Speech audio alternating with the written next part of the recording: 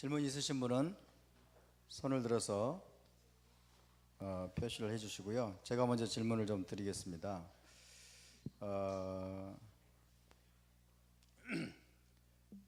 메르켈 총리가 수년 전부터 그 이슬람 난민들을 끌어들이면서 다문화 정책을 썼거든요. 다문화 정책을 써서 이제 그 부작용 그리고 어떤 혼란스러운 상황들, 이슬람 난민들이 들어와서 이제 여성들을 집단 강간을 하는 그런 어떤 의식도 하고, 그러면서 굉장히 지금 다문화 정책을 폐기하라고 하는 그런 아마 주장도 있는 줄로 아는데, 그렇게 이슬람 난민들 대거 받아들이려고 했던 의도 중에 하나가 이제 노동력 확보적인 차원도 있었는지 그것이 좀 알고 싶고요.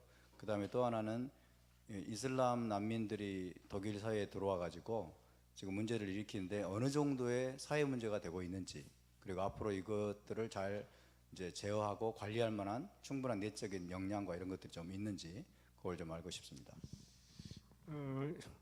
장기적으로 보면 유럽 사회가 어떤 문제가 있느냐면요.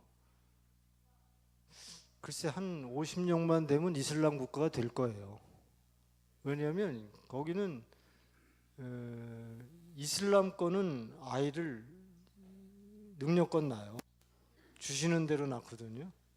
그러니까 보통 한 가정에 넷, 다섯 이래요. 그럼 넷, 다섯을 낳으면 국가에서 킨더겔트라고 해서 어린아이 양육금을 주는데 그거 갖고 생활이 돼요.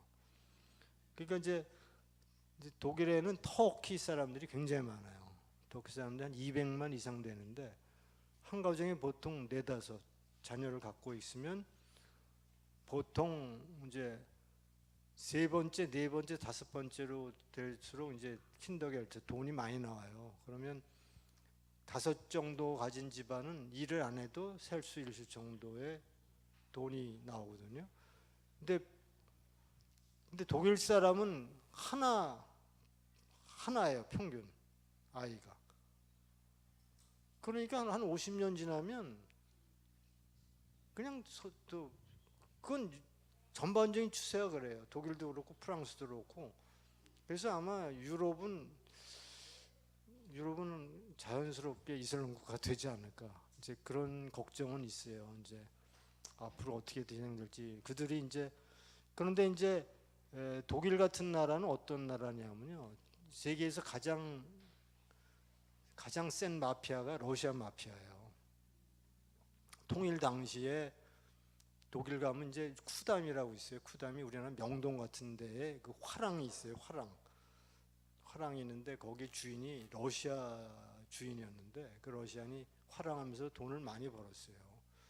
근데 90년대 통일 곧 즈음에서 정확하게 낮 12시에 그 화랑의 주인이 여기에 총을 맞고 죽었어요. 러시아 마피아가 돈을 잘 안 내고 말 안 듣니까 죽인 거거든요. 근데 독일 경찰은 러시아 마피아가 활동 못하도록 제압하는 것까지 해내는 경찰이에요. 그 치안이 굉장히 철저하게 완벽해요.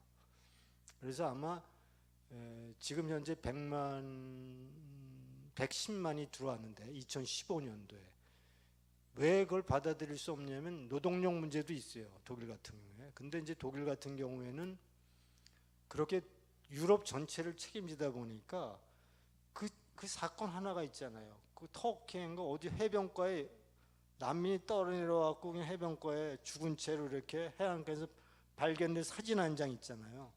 그 사건 하나가 결정적인 역할을 했어요. 도대체 유럽이란 나라는 그렇게 잘 살면서 왜 난민을 받아들이지 않느냐. 그 국제적인 여론이 그냥 확 빗발치니까 독일은 이제 노동력도 좀 부족하고 그리고 유럽을 선두에서 지휘하는 나라로서의 책임감도 있고, 또 하나 이 나라 결정적인 약점이 있는 게 나치의 오요 역사예요. 비극적 역사. 그래서 책임 있게 받아들인 거예요. 그래서 110만이라고 하는 거를 2015년에 받아들이고 지금도 받아들여요. 다른 나라는 뭐 10만 받아들인 나라가 없어요. 몇만 뭐 이런 정도로. 근데 뭐 계속 지중해에서 사람이 난민의 배가 뒤집히고 뭐 이렇게 되니까 그건 어쩔 수 없는 것 같아요. 사람 목숨이 달려 있기 때문에 안 봐드릴 수 없는 정도로 밀려오기 때문에 결국은 국정부터 통제해야 되는데 그런 문제가 있고, 그래서 지금은 뭐 난민이 들어와서 뭐 범법행위를 하더라도 다 통제가 될 정도의 치안이 독일처럼 완벽한 나라가 없다. 그 만약에 범법행위를 하면 추방시켜버리고, 거긴 뭐 추방시켜버려요. 그러니까 적응하게 사는 거죠. 근데 제가 걱정하는 거는 인구가 그냥 자연 상태로 감소하는 거예요. 그러니까 거기서 이제 그것도 뭐 앞으로 어떻게 될지 모르겠어요. 한 4명만 남으면 일 안 하고도 그 집이 살아갈 정도의 돈을 주는 것들이 이제 어떻게 바뀔지 모르겠고, 그래서 이제 장기적으로는 유럽은 왜냐하면 이슬람 노동력이 없으면 유럽은 안 돼요. 유럽민 갖고는 인구가 줄기 때문에 감당을 못해요. 그러니까 천상 난민에게 의존할 수밖에 없는데 난민이 다 이슬람이에요. 근데 이슬람 들어와갖고 열심히 능력껏 아이를 낳기 때문에 이게 한 50년 지나면 완전 인구가 이슬람 인구가 주류를 차지할 것 같은 그런 걱정은 있어요. 근데 현재는 다 통제가 가능합니다. 앞으로 봐야죠. 이제 하나님께서 어떻게 또 유럽을, 걱정거리 중에 하나예요. 그렇게 생각합니다. 네, 다른 분. 네. 예, 그 89년도에 그 이제 베를린 장벽 무너진 다음에 이제 동독에서 자유 선거를 치를 때 네. 그때 공산당들도 같이 선거를 치르지 않습니까? 그렇죠. 예, 근데 그 공산당이 그 동독의 주류 세력이었을 텐데 그렇죠. 그 선거 조작 같은 것이 있을 수 있었을 것 같은데 어떻게 우파 진영의 인사가 당선이 될 수 있었을까? 이렇게 됐어요. 예. 이제 89년도 이제 봄부터 라이프치히 하면 이제 월요 데모의 니콜라이 교회가 1981년부터 니콜라이라고 하는 라이프치히 조그만 교회예요. 근데 교회는 81년부터 동독 정권이 독재 정권이다 보니까 뭐 북한 정권 같지는 않더라도 독재다 보니까 정치범 탄압을 많이 했어요. 그래서 니콜라이 교회라는 데서 기도회를 시작했어요. 81년도에. 그런데 교회라는 특징이 동독 교회가 동독의 마지막 그 민주 투사들의 마지막 보루예요. 보루. 왜 가능했냐면 동독 교회는 서독 교회의 돈을 많이 지원을 받았어요. 그러니까 동독 공산당의 입장에서 동독 교회를 무작정 탄압할 수가 없었어요. 왜냐하면 돈이 끊기니까. 거기서 들어오는 돈이 정말 정권이 무시하지 못할 정도의 큰 금액이 교회로 유입이 되니까 동독 교회는 사회주의 교회라고 그래갖고 가장 동독 내에서 안전한 보호를 받을 수 있는 게 동독 교회였어요. 그러니까 막 탄압받으면 교회에서 보호를 하고, 그래서 교회를 통해서 서독으로 이주하는 것도 교회를 통해서 했어요. 그래서 아까 얘기했던 그 만프레드 슈톨페라고 브란덴부르크 주총리이시던 분이 나중에 연방교통부 장관까지 하신 분이 장로님인데 그 일을 했어요. 동독의 정치범들을 재산을 다 동독 정권에 헌납하고 서독으로 이주시키는 일을 했어요. 탄압받는 사람들. 그래서 이제 그 니콜라이 교회가 조그맣게 1981년도부터 그 압제받는 사람들에 대한 기도, 촛불 평화 기도회를 시작했는데 1989년도에 그 기도회가 1000여 명이 기도회를 하고 밖으로 나왔는데 1000여 명이 아니라 몇백 명이 하다가 딱 나와서 거리에 딱 모였는데 1000명 정도가 모인 거예요. 그래서 그게 월요 데모의 시작이에요. 1000명이 니콜라이 교회에서 처음으로 딱 나온 때부터 월요 데모라고 그래요. 1차 월요 데모. 그게 이제 9월 며칠인가 했어요. 근데 월요 데모 7번 만에 전국에서 수십만의 월요 데모로 커진 거예요. 그래서 베를린 장벽이 무너진 거예요. 그래서 그렇게 되니까 이제 호네카 정권이 월요 데모의 그 데모를 이끌었던 이제 메르켈 총리 그리고 시민단체 지도자들과 함께 온타케이를 만들었어요. 온타케. 그 지도자들이 온타케이를 만드는데 공산당이 그들과 함께 제안을 하죠. 공산당 앞으로 국정을 같이 운영하자. 시민단체 원탁회의하고. 그래서 그때부터 호네카 정권이 몰락하고 그리고 나서 거기서 합의된 내용이 호네카를 제명시키고 공산당이 이제 시민단체들과 합의해 가면서 새로운 출路를 이제 찾고 시민단체 요구를 수용하는 과정에서 바로 자유총괄이라는 얘기가 나오는데 그때 이제 총리가 이제 아까 시민단체도 참여했던 모드로퍼하고는 총리예요. 그래서 그 사람들이 국정을 같이 시민단체 운영하다가 콜 총리를 만나서 통일협상을 제안하다가 돈을 달라고 그런 거죠. 이제 우리가 너무 힘드니까 돈을 달라고 150억 마르크 달라고 그러니까 150억 마르크 이게 80억 달러 되는 거예요. 그 돈보다 더 많은 걸 줄 수 있다. 그런데 조건은 자유선거를 치러라. 그렇게 된 거예요. 그래서 그 얘기가 이제 강력하게 원탁회에 반영이 됐고 그 결정에 따라서 이제 총선이 치러졌는데 자유선거가 치러졌는데 왜 부정선거를 못했냐 하면 그때만 해도 국정이 공산당 플러스 아까 얘기했던 시민단체 지도자들하고 이중 집권, 집정제 같은 형태를 띄었기 때문에 공산당이 힘을 못 썼을 때예요. 그러니까 자유선거를 치렀고 자유선거에 공산당이 당연히 출마했죠. 근데 공산당 이름이 SED라고 해서 사회주의 통일당이에요. 동독공산당이. 근데 서독에도 동독에도 그 공산당 중에서 옹곤파가 있었어요. 옹곤파. 그래서 옹곤파가 이제 그레고 기지라고 하는 사람이에요. 기지라는 변호사인데 이 사람도. 그런데 얼마나 달변이에요. 공산주의자인데 개혁공산주의자. 근데 이 공산주의자가 이제부터 공산당은 민주주의 얼굴을 가진 사회주의로 나아간다 그래서 당명을 바꿔요. 사회주의 통일당이 아니라 PDS라고 해서 민주사회주의당, 공산당이죠. 그리고 이제 선거에 입후보를 한 거예요. 그럼 거기에 입후보한 정당이 시민단체에서 만들어진 정당들이 쭉 나왔고 서독 김인년의 동독 자매당인 동독 김인년, 동독 삼인당 이런 당들이 쭉 나왔죠. 이제 그러니까 공산당은 유일하게 PDS라고 하는 그 이름을 바꾼 공산당이 출마했고 나머진 다 자유주의를 표방하는 정당이 이제 출마해서 선거를 딱 치렀는데 공산당이 세력이 있으니까 표가 많이 나와야 되죠. 당연히 많이 얻었어요. 16.4%. 나머지 83%, 84% 가까이는 전부 반공을 주장하는 자유민주주의를 주장하는 정당이 이제 탄생을 한 거죠. 그래서 거기에 가장 득표를 많이 했던 정당이 동독 김인년, 서독 김인년의 자매당.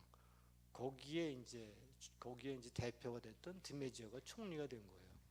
그래서 드메지어 총리와 서독의 총리가 드메지어 총리가 아까 얘기했던 동독과의 이별은 기쁨이요 희망이다라고 했던 그 총리하고 통일협상을 치러서 자유민주도 그 결과가 뭐냐면 통일은 서독의 연방체제, 서독의 연방체제, 서독의 모든 헌법이라든가 행정 시스템이라든가 사법 체계에 동독이 편입해 들어감으로써 통일을 이룬다 이렇게 결정을 해버렸어요.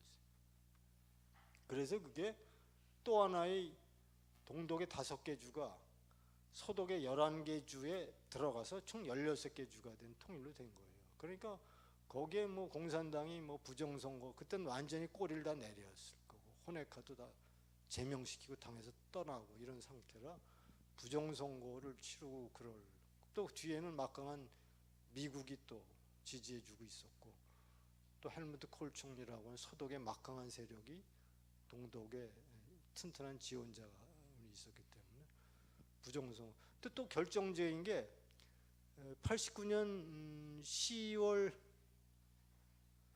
7일인가 10월 24일 동독 건국 40주년 때예요. 40주년 때 근데 이제 월요 데모가 막 시작되고 막 할 때 초기에 무력 탄압을 막 했어요. 이제 그게 이제 영화도 있는데 그 영화를 제가 까먹었는데 그래서 호네카가 막 무력 진압을 하다가 그것이 서독의 반발과 함께 그 라이프치히 월요대모의 세력이 워낙 크니까 초반에 무력 진압을 하다가 주춤했는데 그때 10월 24일 날 동독건국 40주년 기념 때 고르바초프가 왔어요. 기념 연설을 해주러. 근데 호네카는 고르바초프가 어떤 연설을 하느냐에만 귀를 기울이고 있었어요. 그 고르바초프가 자기의 입장을 지지해주면 자기는 라이프치히 월요대모를 완전히 진압시키려는 이제 마음을 먹고 있었죠. 그래서 고르바초프가 딱 와서 그 유명한 연설로 남아 있어요. 뭐라고 연설했냐면, 지금 이러한 개혁 개방의 시대에 개혁에 동참하지 않는 자는 그 인생이 그 자를 벌할 것이다라고 연설했어요. 그래서 그 연설 이후에 바로 호네카가 당에다가 사임서를 내고 당에서 저게 스스로 떠나요. 그래서 모든 그 공산당의 힘이 완전히 빠진 겁니다. 그러니까 세 작품이에요. 헬무트 콜 총리가 주도했던 통일외교가 미국의 막강한 지원을 받았고, 미국의 부시 대통령이죠. 지금 왔던 그 대통령의 아버지 부시예요. 조지 부시 대통령. 그 대통령과 고르바초프가 삼박자가 맞아서 이제 그렇게 됐죠. 근데 그거의 기본적인 거는 헬무트 콜 총리의 강력한 통일의 의지, 통일 외교, 그리고 그걸 지원해준 미국이 고르바초프를 움직여서 결국은 호네카가 무릎을 꿇은 거죠. 그래서 이제 아주 그냥 평화롭게 민주선거가, 자유선거가 치러졌고, 여기서 완전히 16.8%를 얻은 민사당은 완전히, 그러니까 우리가 공산당을 청산하면 다 잡아서 문재인처럼 뭐 두 대통령 감옥에 집어넣는 게 아니고 선거에 의해서 딱 정리를 해버리니까 모든 공산당이 아무런 힘을 쓸 수가 없는 거예요. 이렇게 철저하게 공산당을 차단한 건 역시 선거, 민주적 절차에 따른 선거를 치러서 공산당이 완전히 패배해 버리니까 그 다음에 이제 아무런 이제 힘을 못 쓴 거죠. 그래서 동독의 마지막, 북한에 있는 동독 마지막 대사가 마레츠키라는 대사가 있어요.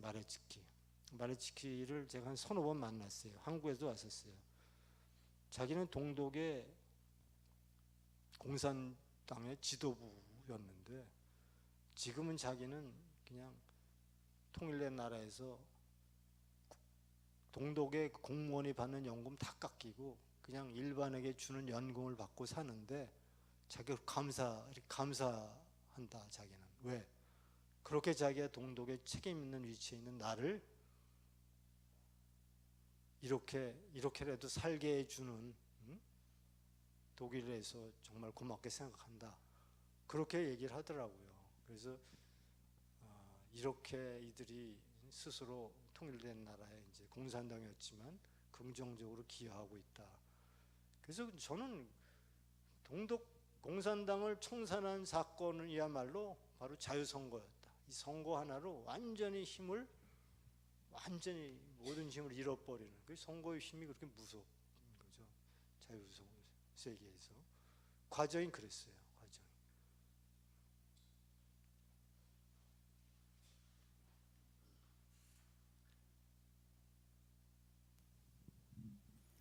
두 가지를 말씀드리고 있습니다. 하나는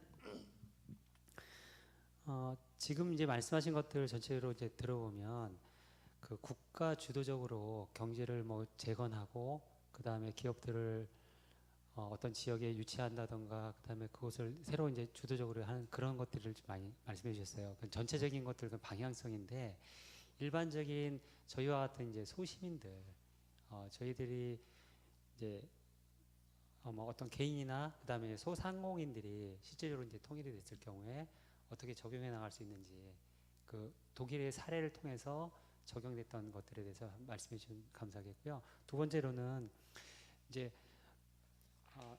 그러면서 이제 첫 번째 약간 더 부연을 하면은 동독하고 북한하고 좀 다른 것은 북한은 이제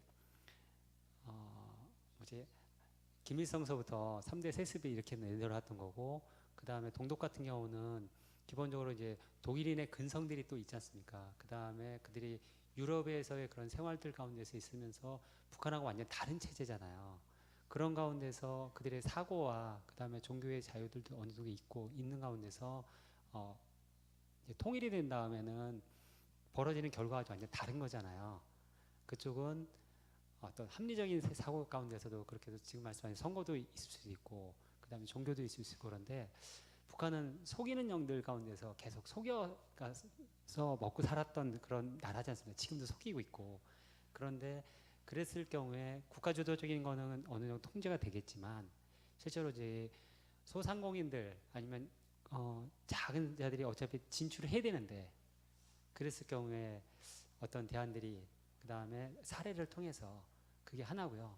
두 번째로는 이제 북한이 만약 무너진다 그러면 그 여태껏 사상적으로 김일성 영생주의 영생교 3대 세습 그다음에 그 종교가 완전 무너지는 거잖아요. 종교가 무너지면 그 공황 장애가 있지 않습니까? 네, 이제 멘탈이 완전 붕괴되는 거니까 그렇게 되면 제가 알기로는 그런 종교들이 무너지면 가정이 파괴되고 사회가 파괴되고 이렇게 저는 알고 있거든요. 거기에 대한 대안이 독일에 이제 통일된 직후에 이제 고속도로가 이렇게 이제 고속도로가 있어요. 이제 특히 동독 지역에 이제 고속도로가 통일된 후에 보면 육교가 이렇게 있어요. 육교. 고속도로에 육교가 있어요. 우리는 고속도로에 육교 없잖아요. 근데 육교가 이렇게 있는 고속도로 구간들이 있어요. 특히 이제 동독 지역에 많은데 거기서 바위 같은 거 이만한 돌을 떨어뜨리고 도망가는 거예요. 그러니까 그거 맞으면 그냥 즉사하는 거죠. 차가 부닥치면. 그리고 또 하나 그 동독에는 월남 사람들과 베트남 사람들하고 흑인들이 좀 있었어요. 거긴 뭐 공산주의 국가니까 의도적으로 외국인들을 좀 받았어요. 전략적으로. 근데 그들에 대한 테러가 있는 거예요. 막 지하철에서 막 죽이고 뭐 외국인 숙소 방어하고 그런 것들이 이제 그 급격하게 청소년들이 공산주의 사상이 무너지면서 공황장애 같은 현상으로 그렇게 정신적인 충격으로 인해서 나타나는 현상으로 그때 그렇게 봤거든요. 근데 그게 글쎄 그 오래가지 않더라고요. 왜냐하면 새로운 사회에서 새로운 문화에 금방 적응하는 걸 이제 봤어요. 그리고 너무나 쉽게 자유문화주의 문화를 받아들이는 그러한 것들이 보면서 어느 날 갑자기 그런 게 또 싹 사라졌어요. 오히려 네오나치라는 이름이 서독에서 또 만들어지고 이제 난민들 때문에 이런 현상이 나지. 그 동독인들은 이제 조만간 초반에 있다가 그게 서서히 금방. 그러니까 초기에 한 뭐 그거 굉장히 큰 뉴스가 되더니 얼마 전부터는 뭐 그 동독의 그 소위 말해서 경제 붐, 개발 뭐 건설 붐 이런 거 얘기들이 나오지. 그런 것들이 이제 사라진 걸 보고 거기서 일자리가 만들어지고 새로운 새로운 재건의 모습이 나타나니까 젊은이들이 다 수용되는 그러한 모습들이 보였고. 근데 소상공인 같은 경우는 한 가지 예만 들게요. 그게 할 일이 무궁무진 많다는 게, 그러니까 지난번에 얘기 드렸던 여기 얘기 드렸나, 동독과 서독에서 베를린을 부를 때 베를린을 따로 불러요. 베를린을 서베를린인데 서독이라고 안 그래요. 그래서 서독하면 서독 플러스 베를린 그래요. 그 베를린 서베를린을 말하는 거죠. 그러니까 베를린에서 서독을 가는 구간이 고속도로 구간이 3구간이 있었어요. 베를린하고 함부르크, 베를린 하노바, 베를린 뉘른베르크 구간인데 이 구간에서 무슨 일이 일어나냐면요. 그 구간에서 만나는 게 아까 얘기했던 서독의 트라반트라고 조그만 차, 그리고 동독에, 그리고 서독의 포르쉐니, 벤츠니, 뭐 BMW니, 아우디니, 폭스바겐이니 뭐 이게 다 만나는 거예요. 근데 그렇게 만나는 기간이 한 글쎄 한 25년, 30년 지나다 보니까 그것이 통일이 어떤 현상으로 나타나느냐면요. 통일되니까 서독의 차들 중고차 시장이 폭발합니다. 폭발. 모든 동독 사람들은 모두가 다 서독에 새 차는 못 사고 중고차를 산 거예요. 그러니까 중고차 서독 시장이 어마어마하게 커버리는 겁니다. 그러니까 소상공인이라고 하면은 이제 제가 보기에는 동독에 들어가 보면 동독은 뭐예요? 사회주의권이라 소위 그 국민 우리가 생각하는 GDP 규모에서 생활에 내가 소비가 차지하는 영역이 굉장히 적어요. 그러니까 거의가 다 부족한 겁니다. 거의가 다 부족한데 거의가 다 새거로 장만하기 어려고 사람들. 그러니까 전자제품이고 뭐고 중고시장이 아주 폭발하는 겁니다. 제가 보기에는 이제 북한이 열리면 북한이 완전히 거기 완전히 이제 엄청난 시장이 만들어지는 겁니다. 폭발적으로 시장이. 소가상공인은 엄청난 일거리가 있어요. 거기 들어가 보면. 왜? 그들은 모든 게 필요해요. 하다못해 젓가락 하나부터 뭐 모든 게 필요해요. 자동차까지. 건설품, 도로, 주택이 다 주택을 다 리모델링 해야 되고 도로 다 닦아야 되고 고속도로 다시 놔야 되고 철도 다 양쪽 연결해야 되고 엄청난 투자 인프라가 나오죠. 그럼 거기에 낙수 효과도 얼마나. 소고상공인은 제가 보면 이제 노다지 나는 겁니다. 이제 어떤 아이템을 갖고서 내가 북한에 가서 사업을 하느냐에 따라서 엄청난 사업의 기회들이 열리는 거죠. 그리고 분명히 이제 그렇게 되면 북한이라는 지역은 아마 투자 천국이 될 겁니다. 전 세계로부터 투자를 유치할 수밖에 없기 때문에 이 정부는 이제 법과 제도 정비하고 기본적인 인프라 깔아주고 전 세계 투자자 불러 모을 건데 중국이 이제 투자로서의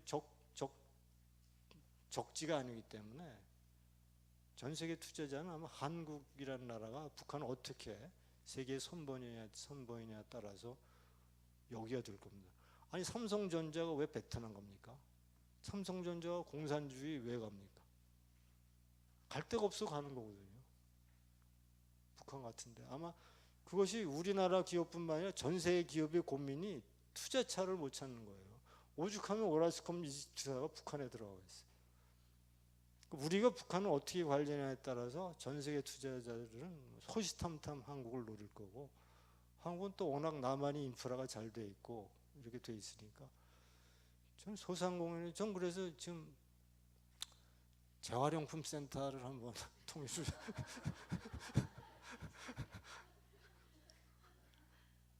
그거 아주 벨린에 가보면 이제 폴란드하고 가까워요. 벨린에 가면 이제 그 전자제품 버리는 곳이 있어요. 저리 보면 이제 수거해 가면 이제 우리 집에 전자제품 못 쓰면 이제 어디 가면 버리는 장소가 있어요. 그럼 돈 안 내고 버리는 거지. 그럼 버리는 거 무섭게 거기서 폴란드 같은 그쪽에서 동구권에서 온 사람들이 그걸 받아가요. 그래갖고 이제 피아트 여기다 싣고서 자기 나라에 가는 겁니다.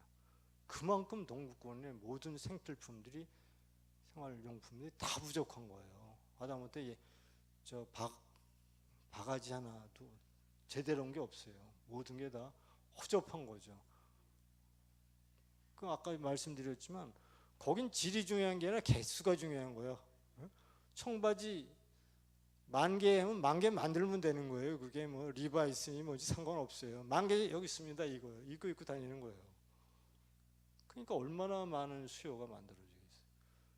그래서 저는 통일만 되면 그때 민주노총 같은 데는 거기 들어가면 안 되고 통일만 되면 북한은 아마 노다지입니다. 노다지. 그 인력 그 1,800만이 못 쓰고 살았던 밥도 못 먹고 이 밥에 고기국이 목표일 정도로 아무것도 없어요. 하다못해 여기서 보내는 여기 이렇게 여기 탈북자들이 이렇게 종이 써서 비닐 위에 뭐 글 써서 보내잖아요. 그거 비닐을 활용할 정도라니. 그 정도로 뭐 아무것도 없으니까 아마 뭐 거기는 무슨 사업을 하든지 성공할 거예요. 그렇게 생각합니다. 또 다른 분 질문하실 분 마이크 뭐 있어요?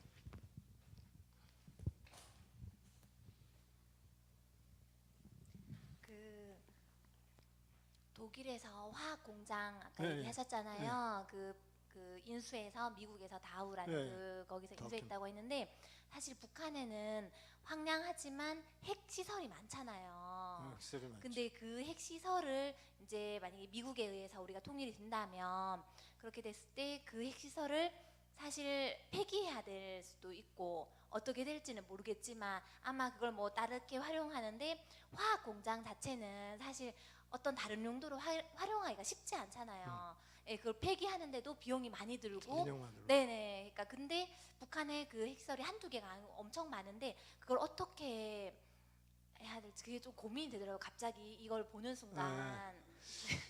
통일될 때 이제 독일의 콜 총리의 통일 외교 중에 가장 넘기 어려웠던 외교가 러시아의 외교, 소련 외교였어요. 소련 외교에서 이제 고르바초프하고 통일러 같은 외교를 벌려서 통일에 대한 승인을 받는데 그 회담이 코카서스 회담이에요. 코카서스 회담에 보면 거기에 무슨 조항들이 나오냐면요. 통일할 경우에 독일은 둘 다 합치면 53만 명의 병력이에요. 근데 이 병력을 37만으로 제한한다. 그리고 동서독은 통일하는 ABC 무기를 개발하지 않는다. 있는 무기도 ABC 무기가 뭔지 알죠? 아톰, 케미칼, 바이올로지컬. 생화학 무기, 생물 화학 무기, 아톰, 핵무기는 포기한다. 이게 무슨 얘기였어요? 대한민국은 핵시설은 완전히 폐기시켜야 돼요. 그래야 통일된 대한민국이 국제사회에서 정상적인 국가로 무역도 하고 국제사회의 책임 있는 일원으로 활동할 수 있는 것이지 핵무기는 이제 우리는 이제 통일되면 완전히 잊어버려야 돼요. 그래서 통일이 되면 우리가 이제 정식으로 국제 시장에 이제 우리 남북이 함께 진출하고 독일처럼 우리도 엄청난 수출 강국으로 부상할 겁니다. 독일도 뭐 워낙 수출 강국이고 하니까 독일이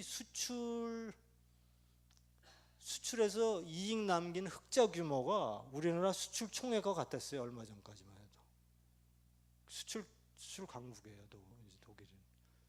그러니까 우리도 아마 결국은 우리도 이제 수출 위주로 갈 텐데 결국은 국제 규범과 NPT라든가 국제사회 질서에 우리가 순응에 들어가고 거기에 적극 협조할 수밖에 없는 그런 체제로 가야 될 것이다. 핵무기 이제 완전히 폐기될. 아마 그거 폐기하려면 국제사회가 서로 와서 폐기해 줄 거라고 보면. 왜냐하면 소련도 핵무기가 4나라가 있었어요. 카자흐스탄, 이제 러시아, 카자흐스탄, 우크라이나, 그다음 백러시아 4나라가 있었는데 지금 러시아만 빼놓고 다 핵무기를 폐기했거든요. 미국이 엄청난 돈을 줘서 폐기시킨 거죠. 그러니까 그거는 폐기만 시켜주면 어서 와서 자기네들 폐기시켜 주죠. 우리가 돈 안 들이고 그런. 네, 이제 마지막 질문을 받겠습니다.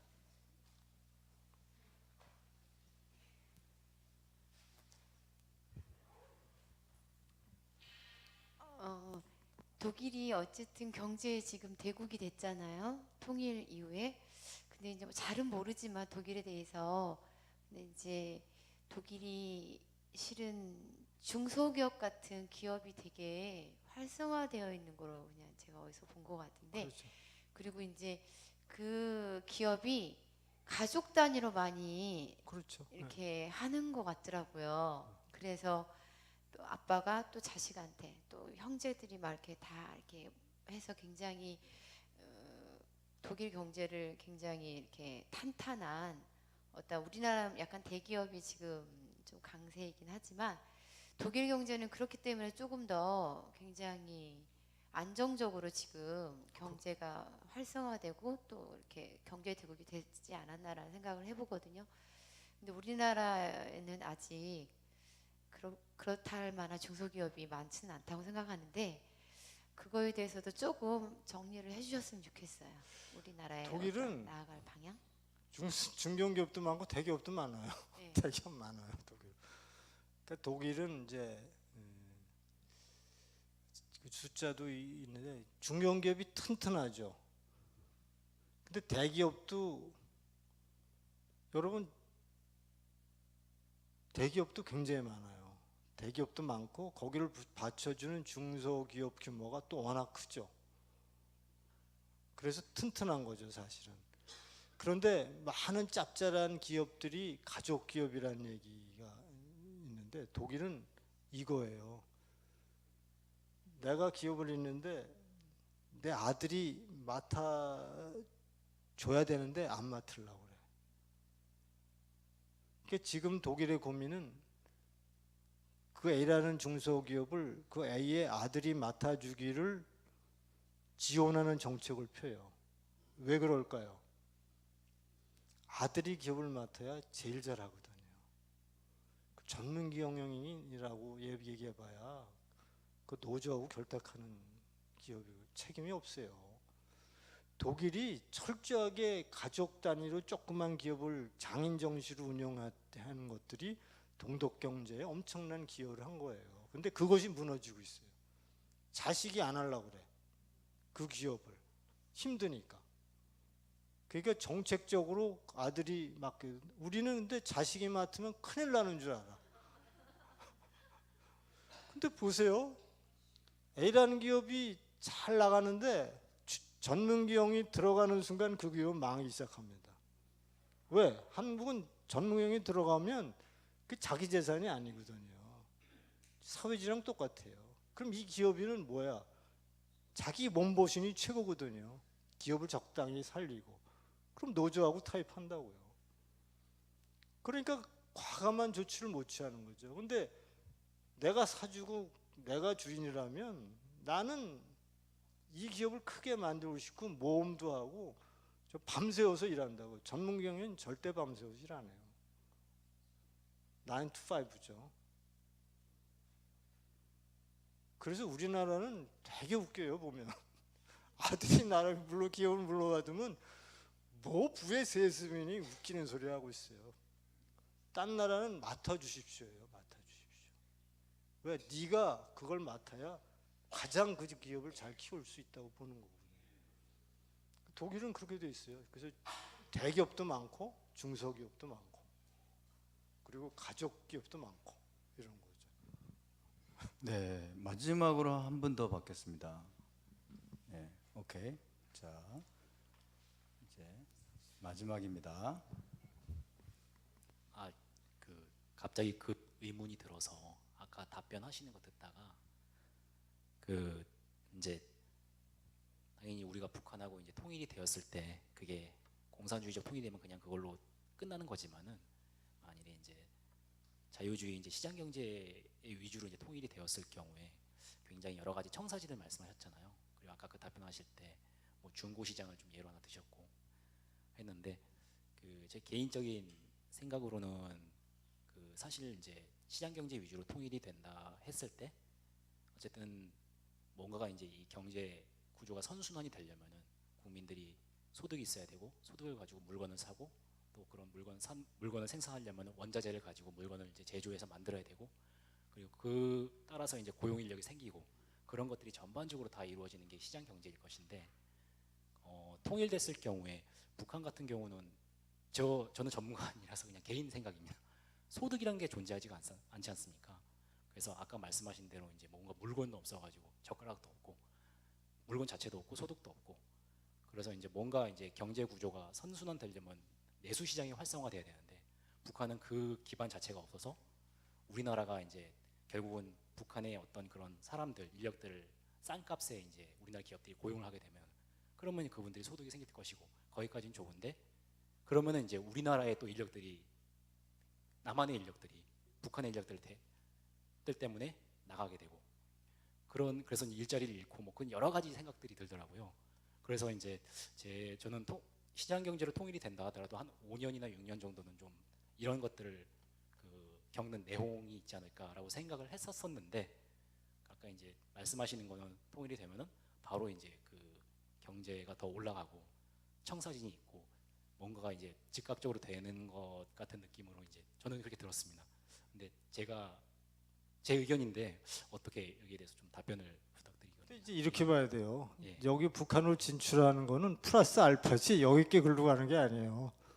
그러니까 이제 사업이 확장되는 거죠. 그게 또 하나의 수요를 찾아서 떠나는 거지 여기 걸 줄여서 가는 게 아니고 그리고 이제 거기는 어쨌든 열악하지만 장마당이 어쨌든 공급을 만들어 가고 있어요. 그러니까 쉽게 얘기하면 우리가 일산 신도시, 뭐 분당 신도시, 이렇게 하면 생기더라고요 우리나라는. 제가 보기엔 30대 그룹이 30개 도시 지역에다가 공장 하나씩만 지면 그 효과로 그냥 살아가는 겁니다. 장마당으로서도 좀 살아갔는데 금방 이밥에 고깃국에다가 그다음에 이제 뭐 치킨도 먹고 피자도 먹고 치킨 사업 다 망한다는데 글로 가면 이제 다 그거예요. 그게 플러스 알파지 거기서 빠지는 게 아니에요. 그러니까 우리가 그걸 자꾸 어렵게 보고 뭐 힘든 거라고 독일이 보니까 그렇게 되더라고요. 그냥 막 기업 사업들이 막 번창해 나가는데 거기 사유에 실패한 건 국내 사유와 이 철학은 맞았지만 해외 사업을 우리가 거기 실패했다고 봐요. 독일은 왜 실패했냐면 소위 로진앤페어카프라고 해서 지들이 판단한 거야. 독일 기업 중에 8,500개 중에 한 1,000개 기업은 알짜 기업이다. 이건 우리끼리 먹어야겠다. 이렇게 꼼수를 썼어요. 이것이 발각이 되었고 해외 투자자들이 거의 투자를 안 했어요.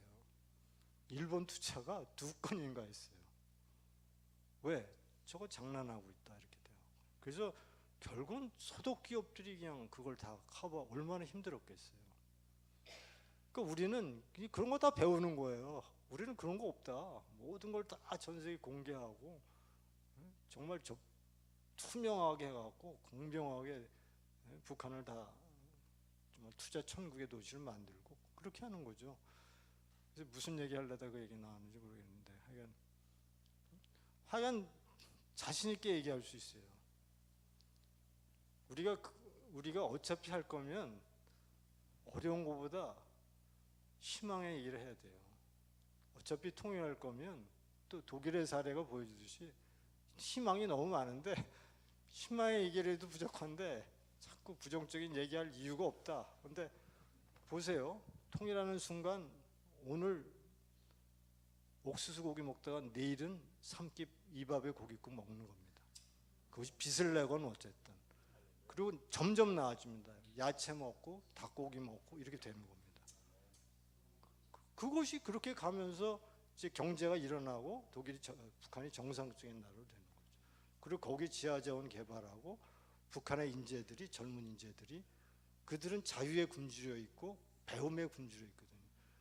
젊은 애들 데려다가 독일도 그래요. 동독도 여기다 IT 인력 세우고 IT 기술 가르치고 정말 애들 눈 초롱초롱 빛날 겁니다. 그러니까 기존에 있던 우리 김일성 시대의 그 꼰대 공산주의자라고 생각지 말고 지금 막 자라나고 있는 장마당 세대, 김일성 알기를 우습게 하는 세대들 그런 세대라고 만들어 가는 거죠. 그러니까 그런 희망의 얘기를 해도 지금 통일이 어려운데 왜 제가 이런 얘기하면 우리가 자꾸 어려운 얘기하면 쟤들은 고 봐라 우리 일국이체제 할게 연방 통일 갈게 묻지도 따지지 않고 걔들은 가는 겁니다. 그렇게 저는 생각을 하니까 가능성이 훨씬 많아요. 전 자신 있게 얘기할 수 있어요. 독일 같은 나라도 그 어려운 거를 왜 어려웠냐? 처음 가는 거니까 얼마나 어렵겠어요. 우리는 간 걸 봤잖아요. 저렇게 가니까 되더라. 저렇게 하니까 되더라. 그래서 제가 독일 얘기를 하는 거예요. 근데 이 정부는 독일의 사례를 삭제하잖아요. 왜? 이 정부가 좌파 정부니까. 이 정부가 북한 김정은과 연방제 통일을 밀어붙이려고 하니까 독일 통일 사례를 가리킬 수가 없죠. 저는 깜짝 놀랐어요. 최근에 통일 교재 통일 사례 그걸 뺐다고 나한테 누가 얘기를 하더라고요. 그래서 조사를 해봤더니 다 빼놓고 남북 경협이 좋은 점만 잔뜩 소설을 써놨더라고요. 이게 우리의 현실입니다. 그러니까 우리 이 정부가 완전히 좌파 정부고 이게 지향하는 게 일국이체제로 가는 것이 분명히 드러났기 때문에 지금 막아야 돼요. 막아야 돼요.